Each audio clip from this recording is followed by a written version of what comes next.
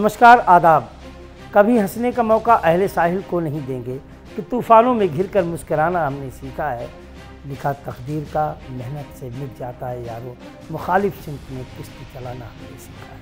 हम हिंदुस्तान के लोग एक वबा, एक परेशानी, एक महामारी की चपेट में हैं, लेकिन हम हिंदुस्तान के लोगों का अज़्म ऐसा है कि मुखालिफ सिमत में उल्टे रास्ते पे भी अपनी नाव को खे करके मंजिलों तक पहुंच जाते हैं। और हमें यकीन है कि हमारे हिंदुस्तानी जिस अज़्म और हिम्मत से काम ले रहे हैं, उस अज़्म और हिम्मत के आगे कोरोना जैसी हज़ारों बीमारियां हार जाएगी, इसलिए कि हमें हिंदुस्तानी होने पर गर्व है। ये कोरोना जो एक बीमारी फैली हुई है, जिसे कोविड-19 कहा जाता है साइंस की दुनिया में, ये बीमारी, इस पे बात करने के लिए हमारे साथ मौजूद हैं जो जनाब परवेज़ अली ख़ान साहब, जो काफ़ी लंबे अरसे तक CSIR से जुड़े रहे हैं और हमारी खुशनसीबी की हमारे बीच में मौजूद है। हम आपका इस्तकबाल करते हैं खान साहब। खान साहब, ये बताइए कि बीमारियां तो बहुत आती ही जाती हैं और तकरीबन जब हम तारीख़ पढ़ते हैं तो एक लंबी तारीख़ है कि वबा और बीमारियां आती जाती हैं। हर 100 साल पे आई हैं। 1720 में हैजे की बीमारी आई, 1820 में जो है प्लेग की बीमारी आई, 1920 में काला ज्वर आया और 2019-2020 में एक कोरोना की बीमारी आ गई और भी आई गई हैं। लेकिन इस कोरोना नाम की बीमारी का, कोविड-19 की दहशत इतनी ज़्यादा क्यों है? कोरोना कोविड-19 एक किस्म का जरासीम वायरस है जो एक इंसान से दूसरे इंसान के जिस्म में करीब आने से दाखिल होता है। शुरुआती दौर में इसका कोई इलाज नहीं है। शुरुआती दौर में 4 से 14 दिन तक इसका अंदाज़ा नहीं हो पाता है और वो कई लोगों को अपनी गिरफ्त में ले लेता है। जिस मर्ज़ की कोई दवा ना हो और जो उड़कर भी लग सकता है, दहशतनाक ना होगा तो क्या होगा। कोरोना वायरस की वैक्सीन के लिए सरकार पूरी तरह से जुटी हुई है और इसकी वैक्सीन और दवाई कुछ अरसे लग सकता है। रिसर्च जारी है हमारे मुल्क में भी और दूसरे ममालिक में भी। जब तक वैक्सीन और दवाई तैयार नहीं होती है और इलाज के लिए दवाएं नहीं मिलती हैं, इसकी दहशत इसी तरह कायम रहेगी। आपने खान साहब कोरोना के बारे में काफ़ी बातें बताई हैं कि जो हमारे नाज़रीन में आम लोग नहीं जानते। आपसे ये जानना चाहेंगे कि कोरोना से कैसे जा सकता है, क्या क्या एहतियात रखना चाहिए कोरोना से बचाव के लिए? सफाई निस्फ ईमान है। हाँ, मतलब आधा ईमान है। ईमान है। जी जी जी। कोरोना से बचने के लिए दिन में कई बार साबुन से 20 सेकंड्स तक हाथ धोना ज़रूरी है या अल्कोहल पर मबनी सैनिटाइज़र से रगड़ें। हाथ धोने से पहले हाथ, आँख, मुंह पर ना लगाएं। बाहर से घर में आते ही अपने हाथों को साबुन से धोएं और पहने हुए कपड़ों को बदलकर उन्हें साबुन या डिटर्जेंट से धोएं और खुद भी नहाएं। जो चीज़ भी आप घर में ला रहे हैं उसको सैनिटाइज करें। घर से बाहर निकलने से पहले मास्क ज़रूर पहन लें। मास्क और चेहरे के बीच कोई गैप नहीं होना चाहिए। अगर मास्क गंदा हो जाए तो उसको फौरन बदल दें। आपस में एक दूसरे से 1 मीटर के फासले से रहें। पब्लिक प्लेस पर ना जाएं, गुरेज करें। अगर जाना पड़ जाए तो 1 मीटर का फासला बनाकर रखें। अगर आपकी उम्र 55 साल से ज़्यादा है और आपको संगीन बीमारियां जैसे डायबिटिक्स, BP, कैंसर है तो आप घर पर ही रहें। हाथ के दास्ताने पहने। जब हम घर से जाएं और किसी चीज़ को हाथ लगाते हैं तो हमको नहीं मालूम वायरस है। घर वापस आने के बाद दास्तानों को उतारकर डस्टबिन में डाल दें। ख्याल रखें कि किसी दूसरे के हाथ ना आए। एक डिजिटल इंडिया, करेंसी का लेन देन कम करें। ऑनलाइन पेमेंट करें। नेट बैंकिंग का इस्तेमाल करें। दिन में कम से कम 2 बार घर के दरवाजे, चटकनी, घंटी, बटन, डंडेला, फर्श सैनिटाइज करें। खान साहब, आपने बड़ी तफसील जानकारी दी और कोरोना से कैसे बचा जा सकता है। डिटर्जेंट से 20 सेकंड तक हाथ धुलना है, अल्कोहल पर मबनी सैनिटाइज़र का इस्तेमाल करना है और घर की चिटकनी दरवाजे सबको सैनिटाइज़ करना है, मास्क को साफ़ सफाई के साथ रखना है। और भी बहुत सी चीज़ें हैं जो खान साहब ने शायद कहीं बात ना जहन में आई हो। बहुत सी चीज़ें हैं। सब्जियों का अगर आप ख़रीदिए तो कम से कम उसको विनेगर के पानी में 2 घंटे तक भिगो करके रखिए और सब्जियों में एक दूसरे के हाथ रखिए। एक बहुत अहम बात खान साहब ने बताई है कि डिजिटल इंडिया जो नारा दिया गया था, ये वक्त ऐसा आ गया कि इसमें डिजिटल इंडिया का जो नारा दिया गया उस पर हम बड़ी अमल करने में ही हमारी जो है हमारी कामयाबी है। क्योंकि डिजिटल इंडिया से हम जो है फ़ोन पे से या किसी तरीके से गूगल पे वगैरह तमाम ऐसे साधन है, पेटीएम है, जिससे हम पैसे का लेन देन कर सकते हैं। और नोटों से एक दूसरे के हाथ में लेने देने से कोरोना फैल सकता है। तो बहुत तफसील जानकारी दी खान साहब ने। आगे एक और सवाल उठता है बार बार कि इस ज़मीन पर हर वक्त हर दौर में वक्तन बवक्तन परेशानियां, बीमारियां आती रहीं और हमने भी बहुत बीमारी अपने होश संभालने के बाद से सुनी। कैंसर पहले बीमारी नहीं थी, HIV बीमारी आई, चिकनगुनिया आया और ये जो है डेंगू आया, ये सब नई बीमारियां थीं। लेकिन यकीनन शेर है कि और सच्चा उतरता है, हिंदुस्तानियों ने हर चीज़ का इलाज खोजा है। पूरी दुनिया मिल के खोती, लेकिन हिंदुस्तान में जो हमारे देश की रवायती एक रवायत है, एक कल्चर है कि देसी इलाज करना, जड़ी बूटियों से इलाज करना, तुलसी का इस्तेमाल करना, पानी से इलाज करना, मिट्टी से इलाज करना, धूप से, हवा से, गंगा के पानी से, जमुना के पानी से, ये हमारी बड़ी खूबी रही है। जैसा कि शेर कहा गया कि यहीं की खाक में हर मर्ज़ का इलाज भी है, यहीं की खाक में हर मर्ज़ का इलाज भी है, यहीं पे गंगा है, जमुना है और संगम है।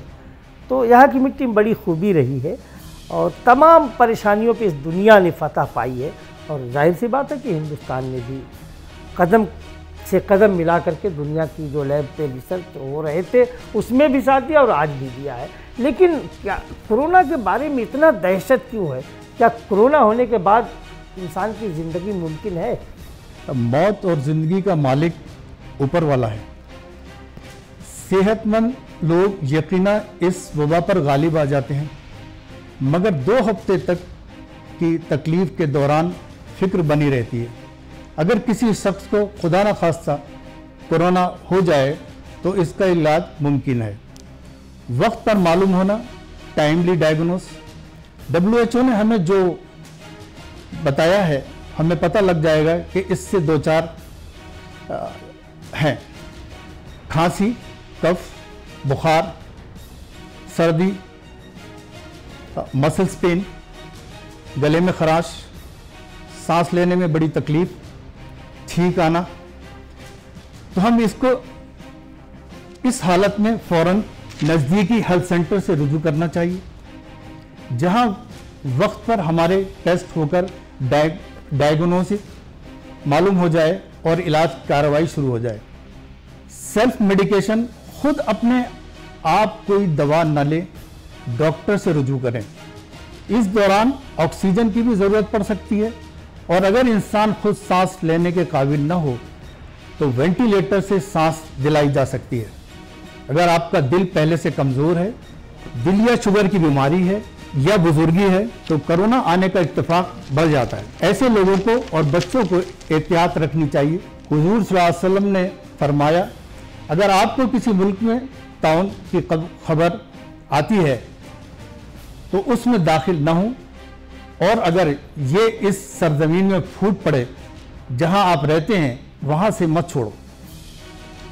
प्लाज्मा थेरेपी, जो मरीज कोरोना से सेहत याब हो जाते हैं उनसे खून का हदिया लिया जाता है और फिर बीमार को दिया जाता है। इस अमल से मरीज ठीक हो सकता है। गज़ा और दवा, कोरोना वायरस की दवा कोई नहीं है, डॉक्टर हजरात इम्यूनिटी बढ़ाकर ही जीत सकते हैं। दवा और ग़िज़ा का एक बहुत ही अच्छा कॉम्बिनेशन बनाकर चल रहा है, जिससे क़ुव्वत मदाफ़ इम्यूनिटी बढ़े। इंशाअल्लाह कोरोना को शिकस्त देने में कामयाबी मिल रही है और मिल जाएगी, क्योंकि अल्लाह ने हर मर्ज़ की दवा का इलाज रखा है। सर, जैसा कि अभी आपने कहा कि ग़िज़ा और दवा, तो आप अपने नज़रिए से बताइए कि ग़िज़ा में कैसी ग़िज़ा लेना चाहिए, क्या क्या खाना चाहिए ज़्यादा मुफीद होगा? एक तो पानी का खूब इस्तेमाल करें और ऐसी दवा ग़िज़ा खाएं जिससे कि इंसान के अंदर ताकत बढ़े। लोग कहते हैं कि खजूर बहुत जी और चीज़ें जैसे साइट्रस चीज़ें हैं, मौसमी वगैरह है, संतरा वगैरह है, इस किस्म की चीज़ें जो है ज़्यादा से ज़्यादा खाएं, ताकत बढ़े। इन चीज़ों को इस्तेमाल ज़्यादा से ज़्यादा करें। जैसा कि सर ने बताया कि ग़िज़ा में खजूर, संतरा, मौसमी, साइट्रिक फल जिसमें विटामिन सी मिलता हो, यानी कि सीधे कहिए कि आवाम के लिए कि जिसमें थोड़ा खट्टापन हो, फलों को लिया जाए। आम इस वक्त सीजन का है। इस वक्त खान साहब हम ऐसे वक्त में हैं कि रमज़ान चल रहा है और बस ईद सामने है। ईद सामने है, रमज़ान चल रहा है, आखिरी दौर में रमज़ान का महीना चल रहा है और हमने भी 25 दिन से रमज़ान का माहौल अपने घर में देखा, महसूस किया और ख़ुद रमज़ान हम लोगों का एक मोतबर जो 5 सुतून है उसमें से इस्लाम के एक सुतून है। लॉकडाउन में तमाम परेशानियां हैं, तमाम दिक्कतें हैं, कुछ सामान नहीं मिलते, बाहर नहीं निकलना है, नमाज के लिए मस्जिदों में नहीं जाना है और जाना भी नहीं चाहिए, सरकार की गाइडलाइन है, क्योंकि ज़्यादा लोगों के गैदरिंग की वजह से ये मर्ज़ फैलता है। तो मस्जिदों में नहीं जाना है, वहाँ इकट्ठा होकर नमाज नहीं पढ़नी है, नमाज अपने घरों में पढ़नी है। और जाहिर सी बात है कि हर सामान की फराहमी नहीं है, बहुत से सामान रमज़ान में हर इंसान अपनी हैसियत के मुताबिक अच्छे से अच्छा खाना खाना चाहता है, अच्छे से अच्छा जो ग़िज़ा इस्तेमाल करना चाहता है। तो ये तमाम परेशानियां तो हैं, लेकिन मुल्क के साथ चलने के लिए ये सब तो कुर्बानी हम लोग दे रहे हैं और देनी भी चाहिए और सबको देनी चाहिए। पूरे आवाम का ये फ़र्ज़ है कि कुर्बानी दे, मुल्क हमारा फ़रोग़ पाए और जब इस मुल्क के इंसान महफूज रहेंगे तो मुल्क महफूज रहेगा। इस मुल्क के अवाम तरक्की करेंगे तो मुल्क तरक्की करेगा। तो खान साहब, ये जो लॉकडाउन का दिन है, आप रोज़ा रखते हैं, आपकी फैमिली रोज़ा रखती है, कैसे आपने फेस किया लॉकडाउन के दिनों को? रमज़ान इबादत का महीना है, दिन भर रोज़े रखते हैं। शाम को इफ्तार करने के बाद इशा की नमाज के बाद तरावी पढ़ी जाती है। 3 बजे सहरी का वक्त होता है। लॉकडाउन की वजह से अशिया की फराहमी में कुछ दिक्कत आई, लेकिन खाने पीने की अशिया फराहमी में अल्लाह का शुक्र है सारी चीज़ें मुहैया थीं। तरावी पढ़ने के लिए मस्जिद में न जाने की तकलीफ़ हुई कोरोना की वजह से, मगर हमने अपने घरों में ही मस्जिद बना डाली। मस्जिद न जाने की तकलीफ़ को हमने अपनी बीवी बच्चों के साथ जमात बनाकर घर ही में नमाज अदा करना सीख लिया। घर के किसी बुज़ुर्ग को जमात का इमाम बना दिया। रसूलुल्लाह सल्लल्लाहु अलैहि वसल्लम का इरशाद है, घरों को कब्रिस्तान न बनाओ, यानी सुन्नत नमाजें घर पर ही पढ़ा करो। घर पर जमात के साथ नमाज पढ़ना ज़्यादा पॉपुलर हो गया। अभी जो सर ने कहा कि हमने घरों को मस्जिदें बना दी और बहुत अच्छी बात है, वक्त की ज़रूरत है और ऐसे हालात में शरीयत ने भी कहा है कि मस्जिदों को मत जाओ। कब? वबा की हालत में, तेज़ बारिश की हालत में, बीमारी की हालत में, सफ़र की हालत में। तो इन तमाम जगहों पे शरीयत ने भी छूट दिया है कि आप मस्जिदों में ना जा कर के घरों में ही मस्जिदों का इंतमाम करिए। और ये जाहिर सी बात है कि वबा, और इन बातों में वबा बहुत ऊपर कही गई कि महामारी में भी मस्जिद में जाना लाजमी नहीं है और ना जाया जाए तो अच्छा है, क्योंकि आप सल्लल्लाहु अलैहि वसल्लम की एक हदीस मिलती है। रसूल अक़दस सल्लल्लाहु अलैहि वसल्लम ने फरमाया है कि महामारी वबा के दौर में सोया हुआ बैठे हुए से बेहतर है। बैठा हुआ खड़े हुए से बेहतर है, खड़ा हुआ चलते हुए से बेहतर है, चलता हुआ दौड़ते हुए से बेहतर है। यानी कि लॉकडाउन की पैरवी मोहम्मद सल्लल्लाहु अलैहि वसल्लम ने भी की है कि अगर कोई महामारी वबा आ जाए तो लॉकडाउन कर देना चाहिए। तो अच्छी बात है कि खान साहब आपके साथ साथ और इस मुल्क के पूरे मुसलमानों ने रमज़ान का एहतमाम किया, लेकिन सरकार की बातों को मानते हुए। और पिछले दिनों हमारे मुल्क के हिंदू भाइयों ने भी रामनवमी में लॉकडाउन का पालन किया था और व्रत को भी मंदिरों तक ना जा कर के अपने घर में ही मंदिर बना दिया था। अपने घर में छोटी छोटी मंदिर बना करके पूरा पालन किया रामनवमी में नवरात्रों का। तो जाहिर सी बात है कि इस मुल्क के हर वासी को, मुल्क के हर बाशिंदे के ऊपर फ़र्ज़ है कि मुल्क के फलाह बहबूद के लिए जो भी मुमकिन हो उस काम को किया जाए, और इसकी शरीयत भी इजाज़त देती है। खान साहब, सामने ईद का त्यौहार है और ईद खुशियों का त्यौहार, ईद मसरत का त्यौहार, ईद शादमानी का त्यौहार, ईद निशात का त्यौहार। मतलब अल्लाह ने कहा है कि ये ईद तुम्हारे 1 महीने के रोज़े रहने का इनाम है और आज के दिन तुम हर जायज़ लज्जतों का मज़ा ले सकते हो। हमने तुम्हारी पाबंदियाँ जो महीने भर से थी, जो 1 महीने तक सुबह सादिक से लेके दिन डूबने तक जायज़ हलाल चीज़ें भी हराम किया था अल्लाह ने, उनको आज हमने तुम्हारे लिए हर जायज़ चीज़ों को खोल दिया। तो ईद सामने है, हमेशा लोगों के अंदर ईद का एक जज्बा है, ईद कब आएगी, ईद कब आएगी, ईद आ गई है, लेकिन मुल्क और दुनिया एक तबाही की गिरफ्त में है। तो इसमें उस खुशियों को हम कैसे मनाएंगे? कोविड-19 जैसी आलमी वबा से हमारा मुल्क भी शिकार है। दुनिया में 3 लाख से ज़्यादा मौत हो चुकी हैं, 49 लाख से ज़्यादा दुनिया में मुतासिर हैं, जिसमें हमारा भी मुल्क शामिल है। हमारे मुल्क में भी 1 लाख से ज़्यादा मुतासिर लोग हो चुके हैं, 3000 से ज़्यादा मौत हो चुकी है। इस वबा को फैलने से रोकने के लिए एहतियाती तौर पर हमारे मुल्क में भी लॉकडाउन नाकिस है, सोशल डिस्टेंसिंग कायम है, रखने के लिए सख्त अहकामात हैं। जुमा और तरावी की नमाज़ें मस्जिद के बजाय अपने घरों में ही अदा कर रहे हैं। हालात ऐसे नज़र नहीं आते कि मस्जिद या ईदगाह में जाकर बाकसरत लोग नमाज पढ़ सकें।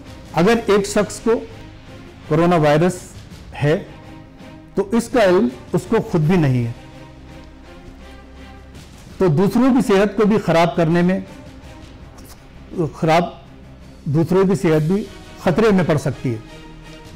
जो लोग एक ही घर में रहते हैं और कोरोना वायरस के दौरान एक दूसरे के साथ रहते हैं, उनको चाहिए कि वो घर पर ही रहकर घर के सब अफराद मिलकर ईद की नमाज अदा करें। ईद की नमाज अदा करने से पहले किसी भी गरीब को सदका फित्र की रकम अदा कर दें। नमाज की किताब हर घर में होती है। ईद की नमाज का तरीका आज ही सीख लें। ईद की नमाज पढ़ना या पढ़ाना कोई मुख्तलिफ नहीं है, सिर्फ 6 तकबीरात का इजाफा होता है। घर के किसी बुजुर्ग को यह जिम्मेदारी निभाना चाहिए। औरतों और बच्चों को भी ईद की नमाज में शामिल कर लें। नमाज के बाद कोविड-19 से आज़ादी की दुआ मांगें।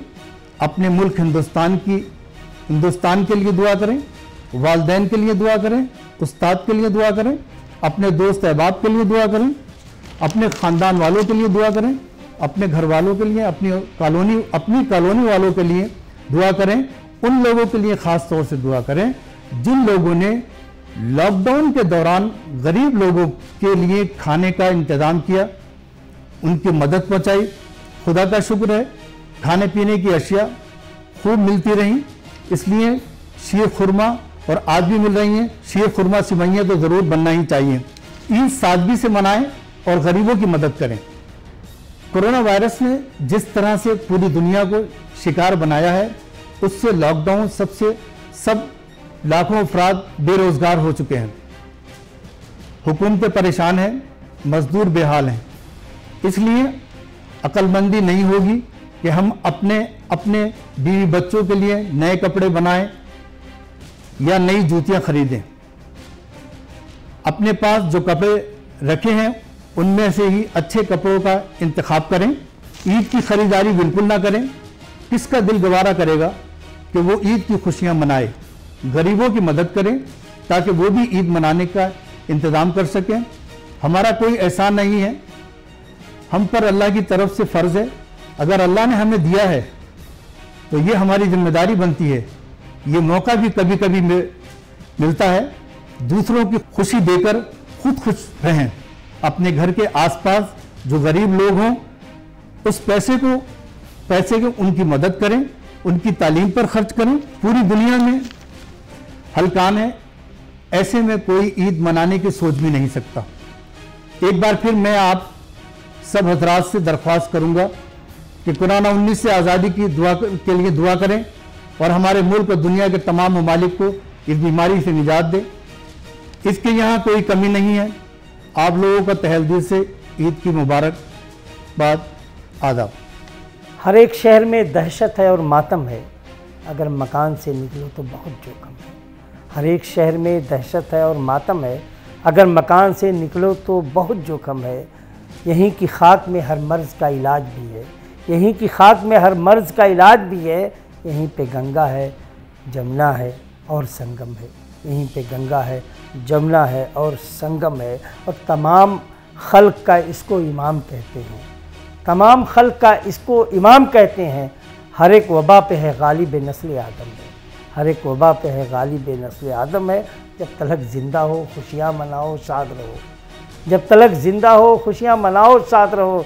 फ़ना सभी को है होना निज़ाम आलम है, फ़ना सभी को है होना निज़ाम आलम है। और ईद के मौके पे बहुत वाजिब शेर है कि सबको अपने लोगों की याद आती है।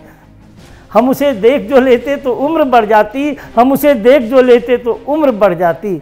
वही तो दर्द जिगर का हमारे मरहम है, वही तो दर्द जिगर का हमारे मरहम है। कि कोरोना वबा जो महामारी फैली है, हमने तमाम बातें शेर के ज़रिए कहीं आपसे। वाकई में लोग अपने माँ को, बाप को, माशूका को, बीवी को, भाई को, भतीजे को देखना चाहते हैं और इस लॉकडाउन में नहीं जा सकते। हमारी मजबूरियां हैं और हमारी हिफाजत के लिए ज़रूरी है कि हम ना जाएं, लेकिन इतना तो कह ही सकते हैं कि हम उसे देख जो लेते तो उम्र बढ़ जाती। वही तो दर्द जिगर का हमारे मरहम है। वो मरहम बीवी भी हो सकती है, वो माँ भी हो सकता है, बाप भी हो सकता है, भाई भी हो सकते हैं, भतीजे भी हो सकते हैं, माशूका भी हो सकती है। नाज़रीन, हमारे साथ जनाब परवेज़ अली ख़ान साहब कोरोना से मुतालिक तमाम जानकारियाँ दे रहे थे और इन्होंने ईद के बारे में भी बताया कि ईद हम कैसे मनाएं, किस सादगी से मनाएं और किसका क्या हक़ है वहाँ तक पहुँचाएं। और रमज़ान के बारे में भी खान साहब ने तफसील जानकारी दी कि हमने रोज़े कैसे मनाए, क्या और मुल्क के लिए हमें क्या क्या कुर्बानियाँ देनी चाहिए। ये तो छोटी कुर्बानी है, घर में नमाज़ पढ़ना मस्जिदों को छोड़ करके ये छोटी कुर्बानी है।